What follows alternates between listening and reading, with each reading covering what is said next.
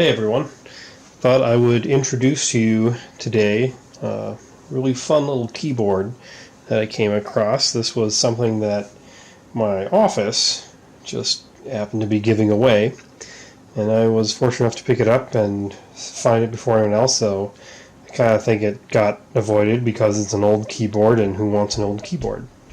So regardless, I unexpectedly hit the jackpot with it because this is a IBM Model M type keyboard. Now, it's not the original Model M. You'll notice that right away. It's what on the back it actually says it's a Model M1, but I had trouble finding that when searching online, and it actually might be a Model M2. But regardless, the big difference between the two, aside from the smaller footprint, is the fact that it's also the M1, M2 models are built a little more cheaply than the regular Model M keyboards. This was manufactured in 1994, it appears, and so I just wanted to see here. You can kind of make out what it's saying, but yeah, we can see Model M1 is what's listed, but again, had a hard time finding it. So, in any case, I wanted to introduce you to this because it is a buckling spring keyboard.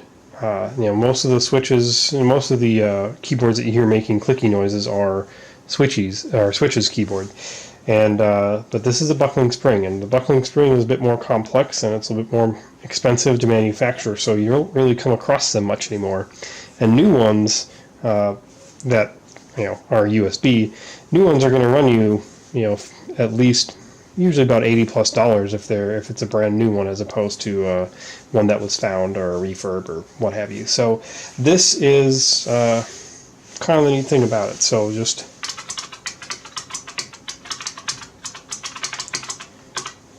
you can see it's quite loud, which is fantastic. That's what I was going for, and so it's really going to be, and the feedback that you get on it is just fantastic. I really enjoy that tactile feedback. That's kind of why I went with the MX blue switches on my Razer keyboard, and really like those, but this is even louder, which makes it better.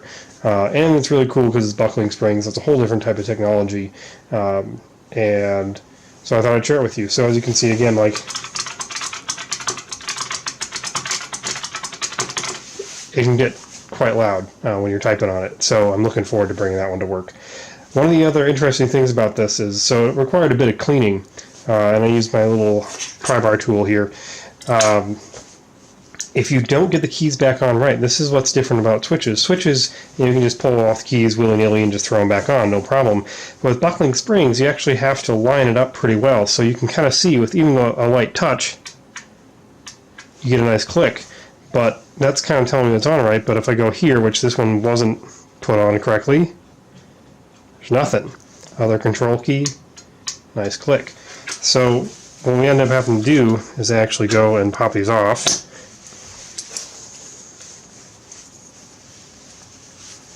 And then really try and make sure that we're lining up the spring. There's a little spring there, lining that up just right. Get that nice click.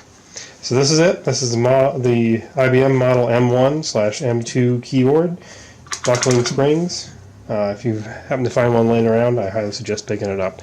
You will need a USB to a PS2 to USB adapter because they don't come with USB, and specifically you need one that will replicate a PS2 signal through a USB because just the regular adapters don't provide enough power, and then the analog signal doesn't actually go through properly. So you need a proper, it's a converter really is what it is. So that's it.